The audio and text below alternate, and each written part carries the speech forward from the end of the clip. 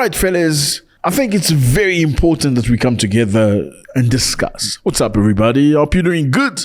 Beautiful day. Thank you very much for stopping by. Very much appreciated. My name is Zack. I don't know who you are, but I love you. And I'm sure you're going to love each other if you watch this video till the end. It must be very, very sad to have a sibling dying, like slow death.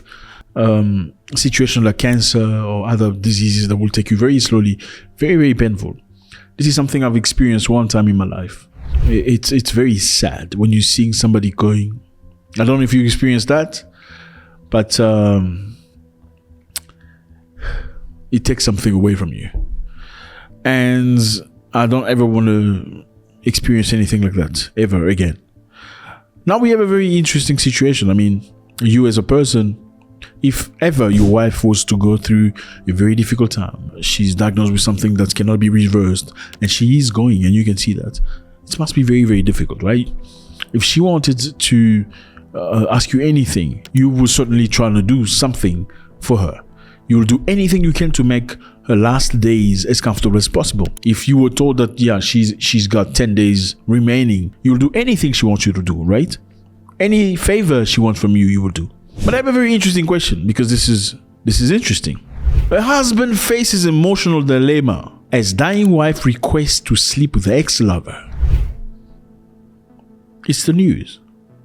A husband faces emotional dilemma as dying wife requests to sleep with ex-lover. One more time. How do you react to that? Do you let her do it in the name of love? Because some people feel like love is letting somebody do what they want to do, because that's how you show you love them, even if it doesn't include you.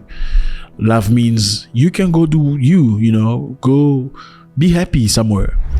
Even if I'm not included, go be happy. Some people believe love is letting something go, and if it comes back, it's yours. If it doesn't come back, then maybe you can say it's not yours. Would you let your woman see her ex-man for the very last time while she's going forever? She said, I want that guy. I want the taste of that one more. How do you feel about that, fellas? This is not your girlfriend. This is your wife. How do you react? Do you let her go? Like, I can imagine some people will go crazy, right? Like, why would I ever do that? Like, why would I even, like, are you going to get angry at a dying person? Like, you're crazy. How can you ask that? Or what? Like, she has 10 days to live, and you want to make it comfortable for her, right? You want her to be happy. Would you be selfish? Would that be considered selfish if you said, baby, with all the love I have for you, you're going to be going forever, and I want you to go happy. Have 2 rounds. No, okay. One, just one. Or just a tip. I mean, how do you do this? It must be very difficult. Do you then question yourself saying, did she really love me? That's a good question. Did she really love you? Can somebody that's really truly loved you ask you something such as that, even if they felt like that's what they wanted to do? How do they want to separate from you? That's a good question. Like, I have 9 days left. Do I want to go in a way that I'm going to leave my husband in pain forever, questioning my love for him, right? That's another option.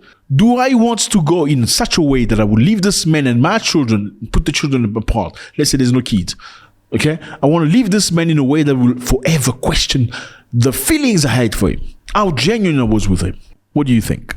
Does the husband have the right to say, no, I'm not okay, I'm not doing this, I'm not allowing this? If you're going to be gone and hate me, then you can hate me. This is not going to happen on my watch. Not under my watch. I'm probably going to leave you in the hospital. I'm going to leave you in the hospital in the bed and I walk out. I'm like, oh, you know what? See you on the other side. Do you? Because I think sometimes you hurt yourself to please somebody. As much as people may say the husband should hurt himself by letting her do what she want to do because she's going anywhere, she can also hurt herself because it's just a feeling, right? It's just a feeling. For most men, it's just a couple of minutes, right? It's just a feeling. She can also hurt herself saying, you know what?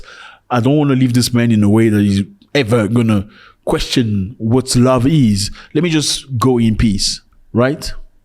Interesting. I want to know how you feel about this. Would you let the person do something or not? Okay, so let's go to the next video. Now we have a man who wants something very interesting. This man wants something very, very interesting. He's an elderly man who has certainly lived the life in the past. He's 92 years old. He's old. Let's watch. I'd like a beautiful woman to come and make love to me, and to the point that I had a heart attack and died. I'm not afraid to die.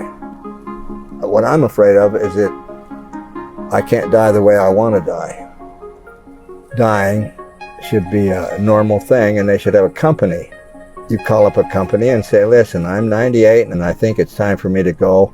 I'd like a beautiful woman to come and screw me to death until I didn't have any more energy and I was dead. That would be a good way to go out, having fun and glory and happy, and I'm sure I'll have that worked out, even if I have to go to Switzerland. Okay, this is it. This is one last shot, one final load. Nobody wants to talk about death, and that shouldn't be. It's just a normal part of going through life. All right. So this man is very interesting. I mean, he's straight to the point. He said, I want somebody to come and screw me to death. I have no more energy than I can go. Wow, 92 years old. You know, I think it's very blessed to reach 92. It's not gifted to everybody. The majority of people you'll see, 70 something they gone. 92 is 20 years on top of that. But his wildest wish is to live after being screwed by somebody. Certainly it's going to be a very young girl who's got the energy and take him out. This is crazy, isn't it? I mean, it sounds crazy. Like he says, most people don't want to talk about that. And maybe that's the wish of many people, you know. The bucket list. Some people want to travel before they go to the other side. Some people want to scuba dive. Some people want to bungee jump. I would never bungee jump. That's not for me. Okay, you can leave that to white people. I'm sorry. What you call that thing? Parachuting. I will never do that. Never. Even if you give me $1 million, I'm not doing that. Especially bungee jumping. Bungee jumping with rocks at the bottom. I'm not doing that. And this man want to go in a way that is emphatic. Okay, he wants somebody to do him to death in a proper way. How do you feel about that?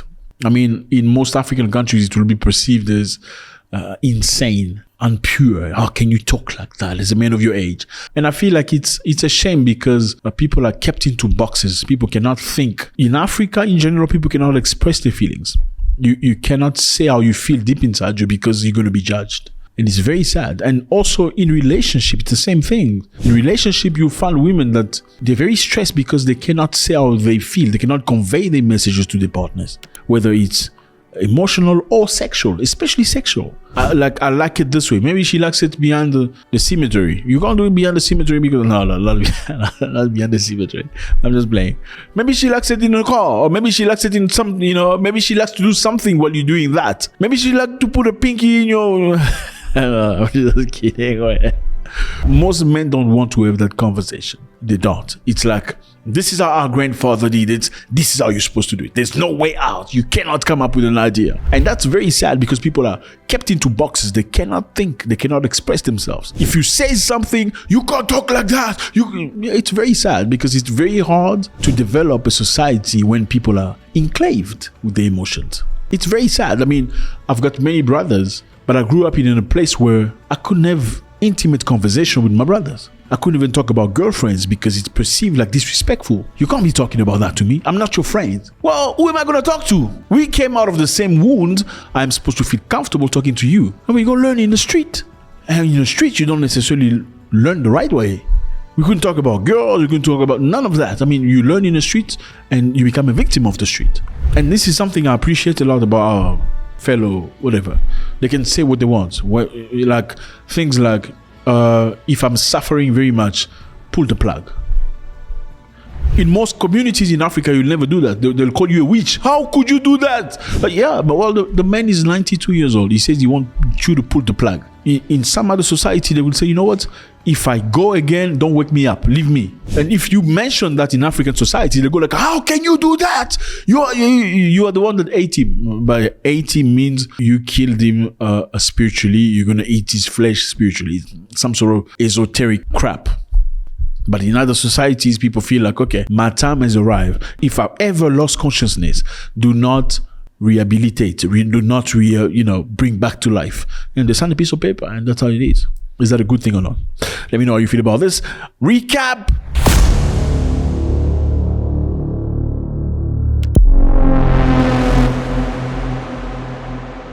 The first thing was a dying woman asking her husband to her ex for the very last time. I'm sure that dude did a tremendous job. I mean, if a married woman still remembers you and she still wants you before she goes, oh, man. I mean, that's why many people don't trust women. Like, they just feel like there's that boyfriend. There'll always be that boyfriend. That's dangerous. You don't leave him around your woman, saying, oh, they're just exes, they're just friends. None of that. I do not agree to that. No, you are not going to have a relationship with your ex-boyfriend. You're done. If you liked him very much, you should have stayed with him. Okay? If you couldn't stay together, then you need to move on. You need to put on your big girl panty and move on. Because unfortunately, in many situations, you see that specific ex, it's not all of them, it's that one that usually broke her heart. It's usually not her that broke up with her. It's usually him that walked away. God bless.